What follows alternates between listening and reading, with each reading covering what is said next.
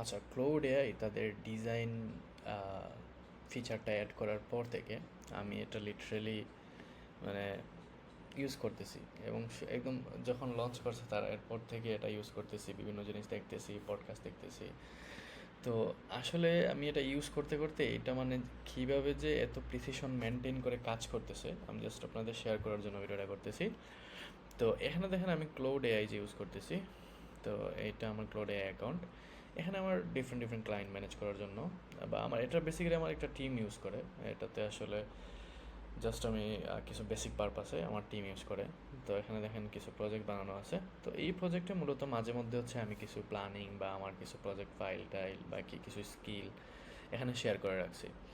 এবং এই চ্যাটটাতে আমি দেখা গেছে মাঝে মধ্যে আমার যে স্ট্র্যাটেজি প্ল্যানিং বা আমার সম্পর্কে যেই জিনিসগুলো বা হচ্ছে ডেইলি অপারেশন করতে আমরা যেই কাজগুলোর জন্য হচ্ছে এআই ইউজ করি, এক্স্যাক্টলি সেম জিনিসগুলোর জন্য আমি এই চ্যাটটা ইউজ করতেছিলাম। যদিও আমার পার্সোনাল যেটা আছে ওইটাতে আমার ডিটেইলি চ্যাট করি, বা আমি প্ল্যানিং বা ফাইন্যান্স বা ক্লায়েন্ট আউটরিচ সব কিছু আরেকটা ইয়েতে করি। এটাতে খুবই কম, ওখানে এমন কিছু না যে এত ডিটেলস ডাটা পাবে ক্লাউড এআই। তো তারপরেও দেখেন আমি তাকে বলছি জাস্ট সিম্পল, ওইটা একদম ব্যাড প্রম্পট যে আমি কোনো কিছু বিল করতেছি, আমি জাস্ট এটা দেন এখানে ফার্স্ট যে hi if I want to make a personal website what would be the design if I want to sure. Okay, আমি এখানে অনেক স্পেলিং মিস্টেক করছি যে পার্সোনাল ব্র্যান্ডিংয়ের জন্য করব, আমি একাডেমিক এজেন্সি লাইফ এগুলো ফিচার করব, আমার ডোমেন হচ্ছে moradobs.com। তারপর আমি কিছু জিনিস বললাম জাস্ট র্যান্ডমলি। ওকে, সো এখানে দেখেন সরি কল চলে আসছিল। তো এটা বলার পর জাস্ট আমি প্রম্পটটা দিলাম। তো দিয়ে সেটা আমাকে হচ্ছে একটা স্ট্রাকচার দিল, ওকে ফাইন। অ্যান্ড দেন হচ্ছে এখানে ওকে আমি বললাম যে রাইট ইন গাইড। ওকে আমি বললাম যে আমাকে তুমি এমনভাবে প্রম্পটগুলো দাও যাতে আমি ক্লাউড এআই ডিজাইনকে গাইড করতে পারি।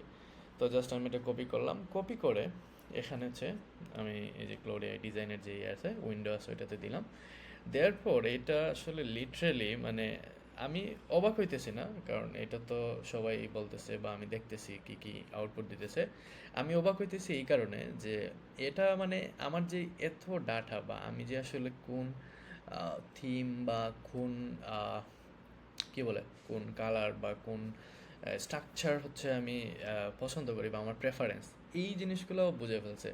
তো এটা যদি এমন হইতো যে আমি এখানে রেগুলার চ্যাট করি বা এটা আমার পার্সোনাল, তো তাইলে আমি ইয়ে করতাম। এখানে আমি খুব বেশি চ্যাট করি নাই যে এত প্রিসিশন মেনটেন করে বা এত স্ট্রাকচার্ড ওয়েতে সে এই হোম পেজটা ডিজাইন করবে। এবং শুধু এটা না, ধরেন এখানে এখানে দেখেন যে প্রোগ্রেস বার। তো প্রোগ্রেস বারে কী আছে লিটারালি যে build a home page with আমাকে বিল্ড করে দিছে 5 সেকশনের একটা home page, add interactive elements এই সেই।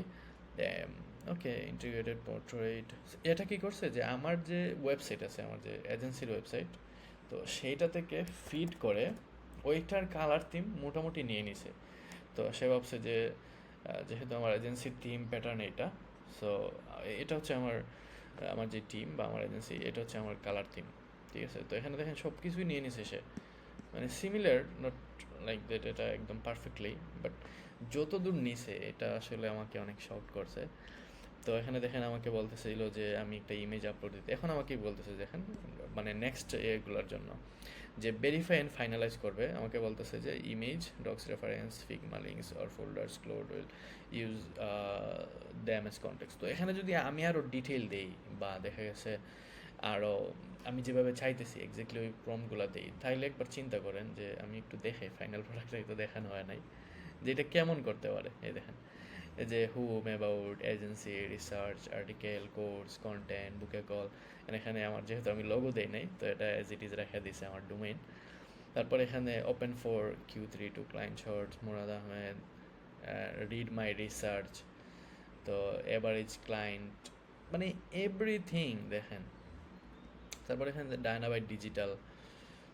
তো আমি একটাই জিনিস চিন্তা করতেছি যে এই যে হ্যাঁ আসলে শিফট হইতেছে সব কিছু, ক্লাউড এআই যেভাবে শিফট করতেছে, আসলে আমাদের আরও একটু বেশি কোপ আপ করা দরকার বা এই জিনিসগুলোর সাথে আরেকটু ইন্টারেক্টিভলি কাজ করা দরকার। আপনি UI UX ডিজাইনার যদি হয়ে থাকেন, আপনি যদি এই ডিজাইন জানেন কিন্তু এই ফিচারগুলো ইউজ করতে না জানেন, তাহলে আসলে কি হবে